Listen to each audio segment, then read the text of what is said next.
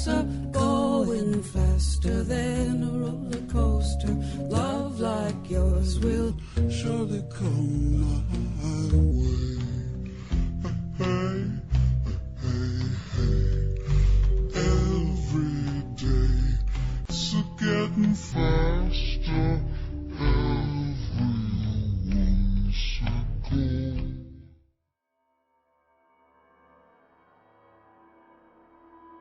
One of the most interesting things to experience for me at this point in my life is the progression of technology, celebrities, and media that used to be cast in glory and honor back when I was way too young to experience and understand their popularity for myself.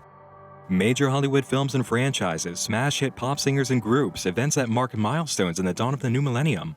These are the types of things I could only see through my periphery growing up, while adults circulated word of mouth and news about it all among their own circles, singing praise and sharing personal experiences, indulging their senses.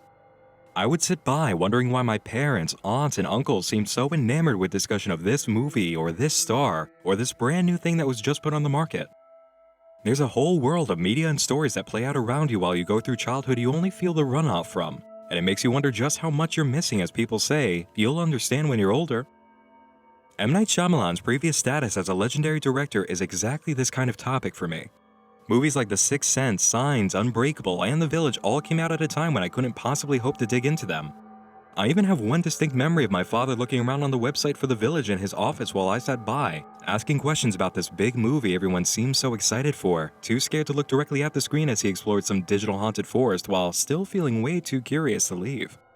Come around to the time of films like The Happening and The Last Airbender, and I wasn't just old enough to see this director's new work in a theater seat if I wanted. I was old enough to hear the unedited, totally raw opinions of everyone who had something to say, and it was very much the opposite of what I grew up hearing about the same man who created phenomenons.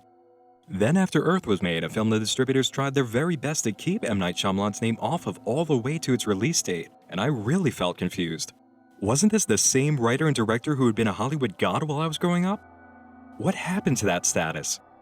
4 hits, then immediately after, 4 failures, each more devastating than the previous. Writers couldn't just lose their talent like that, could they?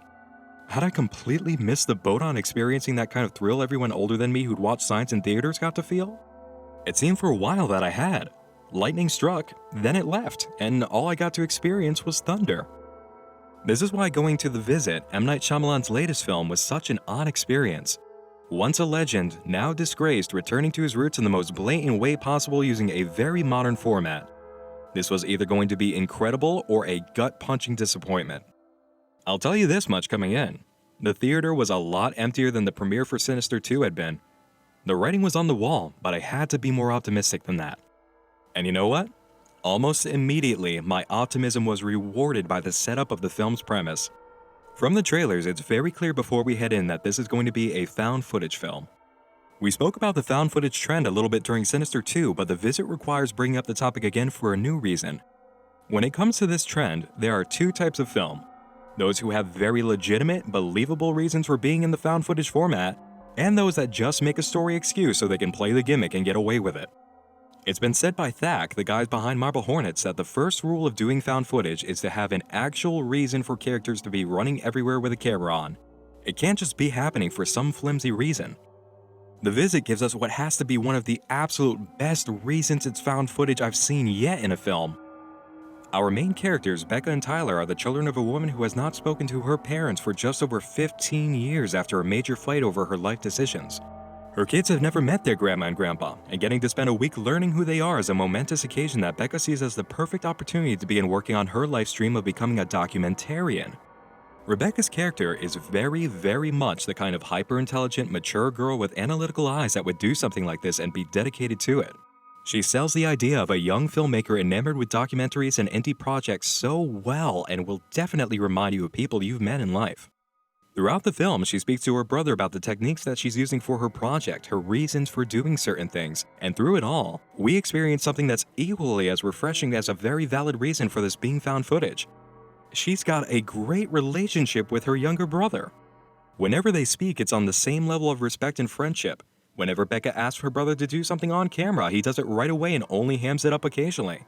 There's the standard sibling teasing and name-calling here and there, but it's very friendly and they're both extremely supportive of each other. And beyond that, these two don't even act like movie kids. They act like real kids who are smart, who have active interest in things they're passionate about. Tyler wants to become a rapper, and it's actually endearing to see him show off his freestyle attempts and talk to his family members about his hopes and dreams. You'd always expect to cringe from scenes like this or a character like his, but you never do. Rebecca and Tyler are who we spend the whole movie with, and you enjoy being with them. That's the first major step towards succeeding in your creation, let alone horror movies. They're not archetypes, they're not stereotypes. They seem more real and legitimate than any kids you've seen in movies recently, and it's so refreshing. For any form of fictional media to work, we need to not only believe the characters we're spending the adventure with are people, we need to empathize with them. And if you manage to endear them to us as well, that sets up all the right impact points for the story. If you want us to care about the things that happen in your movie or novel or whatever, make us care about the people these things are happening to. Make us care a lot. During the visit, I cared about Rebecca and Tyler. I liked both of them equally, and that never happens with sibling combos in film. You do feel empathy for them and you care about what's happening. And that brings us to what everyone really wants to know by coming here. What exactly is happening? I'll tell you this much. You do find out exactly what's going on in the end, and yes, it's a twist ending. But the twist is much smarter than you'd ever expect. The Visit was made by a very keen-eyed, smirking, very self-aware M. Night Shyamalan. He knew with this movie he was returning to his roots. He knew the world would get buzzing again about a scary M. Night shocking twist ending film. So throughout the film, he plays with your expectations, taking you down each path you suspect as the real reason these grandparents are so disturbed, trying to trick you into thinking this is going to be the big reveal in the end. This film is made by a man who knows exactly what this audience is thinking, and he knows all the conclusions about the movie that's playing come from outside its story due to his prior work. M. Night plays with expectations very well, and when the twist finally comes, it's not silly or stupid. It's none of what he led you to believe might be the reveal from the routes he tried to fool the audience into walking down. And that's the biggest surprise about the M. Night Shyamalan trademark in The Visit. It's a plot twist on 2 levels. The clues are there, all of the ones you need, and the logic makes a lot of sense. Practical reasoning makes the plot work way too well, and it's believable under the circumstances. In fact, the active clues you get during the event speak directly to the kind of questions you'd be asking after discovering the truth for yourself. So with that classic M. Night question of the twist out of the way, let's deal with the other one everyone needs answered. Was it scary? Was it a good horror film? The best way I can answer is by saying it's not a horror film. It's a thriller with small beats of horror throughout that ends in a big crashing chorus at the end.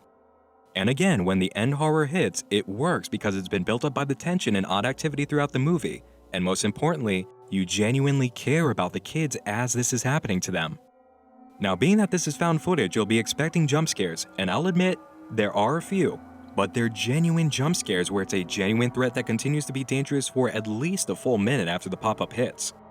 This is not the kind of film that gives you jump scares in the form of the brother jumping out behind a couch while the sister films and yells boo. That just doesn't happen with this movie, and again, it's really refreshing and a relief for the movie-going experience. Just like there are 2 types of found footage film, shot by hand for genuine character reasons versus gimmick hand camera forced by bad writing reasons, there are 2 types of jump scare. Genuinely earned jump scares after high moments of tension with an actual threat involved versus the goofy prankster stereotype jumping out with a clown mask and then laughing at the cast trope, which needs to be put down. The film will scare you at times before the finale. Again, the technique used is the building of tension, followed by a sudden beat of horror. It's not very pervasive though, not a continuous thread of tension where you know at any moment something horrible might happen. I'll say that the found footage technique is used very well for the horror beats. It's the special kind of punch you can only get with a character's handheld camera, and it makes the tension work better in a lot of situations. When night falls and it's time to investigate what's wrong in this house, you're just as hesitant as the kids to open the bedroom door and venture out because by now, you know that nothing good happens at night, and you don't know what you're going to see next. That's scary, that's tense, and it happens more than once, building the horror atmosphere and gearing us towards the final crash and boom of the finale. The film is also, in a way, metafiction. That idea of visual tension that makes the horror beats work is talked about by Becca, who explains the concept to her brother while lining him up for a scenery shot early in the film. M. Night Shyamalan has said in recent interviews that Becca is kind of his proxy, the characterization of how he used to be as a teenager, carrying cameras everywhere and trying to learn as much as he could from the masters he studied. There's also, amazingly enough, a comedy aspect to the film. Once again, M. Night knows what you're thinking and he uses it against you, not just to play with your expectations but to have a laugh at the same time. This is a very self-aware movie, but it doesn't take away from the plot or the necessary tension and final scenes. It has to be a self-aware movie after all. The entire premise is that the characters are going around holding a camera, actively filming everything that is happening. And speaking of the final scenes, this film will get under your skin in ways you just did not see coming. Not at all. I think the true twist behind The Visit hits you once the horror of what happened to Rebecca and Tyler in their grandparents' house is completely behind the characters. This twist is, ironically enough, at the end of the movie within this movie, Becca's documentary. And the nature of the twist isn't even the direction of the story takes, but the end result it's going to have on you as a viewer. In conclusion, I've got to say, this was an M. Night Shyamalan twist movie from beginning to end on more than one level, with half of the whole twist being entirely on the viewer side of the experience. The Visit is not a complete return to the height of his former glory. This is not The Sixth Sense, but it's the first major spike on the brain activity monitor in years that lets you know this man Hollywood revered is definitely not lost. He's coming out of the coma. Even by removing the entire idea of M. Night Shyamalan and his career from the film, you are still left with a really good film that does surprise you and certainly had its moments of fear. But add in the Shyamalan factor and there's a whole layer of intelligence, metaphor, and meaning behind everything that takes place behind the screen and behind your eyes. Altogether, this was a very solid 4 out of 5. Now, I'm not willing to give even a fraction above 4. It's not a knockout hit, I wasn't terrified all the way throughout, and I wasn't stunned beyond belief. But The Visit is so much better than average and a giant sigh of relief for anyone who used to revere Shyamalan. I had a much more thoroughly enjoyable experience watching The Visit than I did with Sinister 2, and that just might be the biggest twist of all. That's all for tonight, friends. Thanks for joining me in the dark again this evening.